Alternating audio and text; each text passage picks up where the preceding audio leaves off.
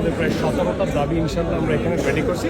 সারা বাংলাদেশের 64 জেলার সকল শ্রেণীর ক্রিকেটারের মনের দাবিগুলো ভিতরে সবচাইতে যেটা গুরুত্বপূর্ণ সেটা হচ্ছে প্রতি বছর ঘরোয়া ক্রিকেট লিগের সময়সূচি ক্যালেন্ডার প্রকাশ করতে হবে এবং নির্দিষ্ট সময় ঘরোয়া ক্রিকেট লিগ মাঠে করাতে হবে। যেটা আসলে সকল ক্রিকেটাররা অনেক বেশি এক্সাইটেড এবং অনেক বেশি চিন্তিত এই ব্যাপারে যে আসলে আমাদের লিগ ঠিক মতো টাইমে করাচ্ছে কিনা সেই জিনিসটার জন্য।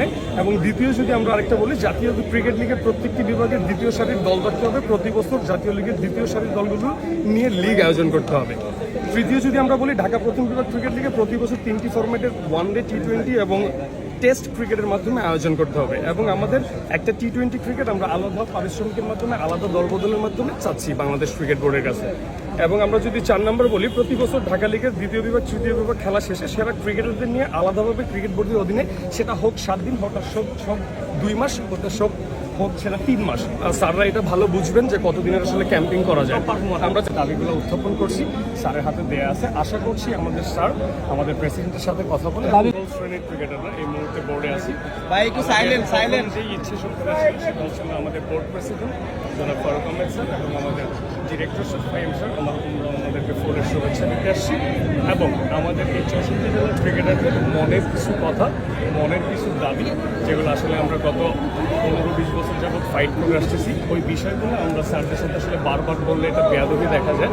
যে কারণে আমরা আমাদের স্যারদেরকে একটু লিপিবদ্ধ করে কিছু জিনিস দাবি হিসাবে স্যারদের সামনে আমরা প্রেজেন্ট করছি। এবং এর ভিতরে আমাদের প্রায় 17টা দাবি ইনশাআল্লাহ আমরা এখানে রেডি করছি।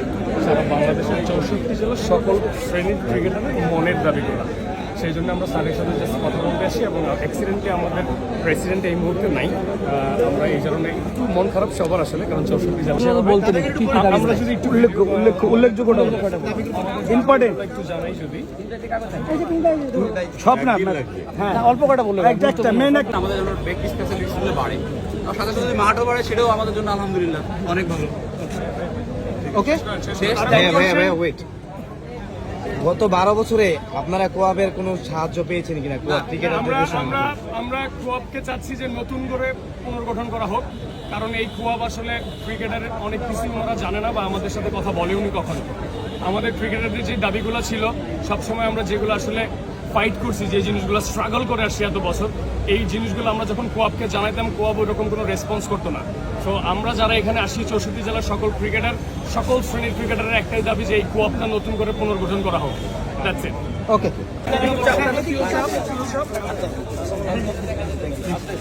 ভাই কি আবদাল হয়ে গেলেন?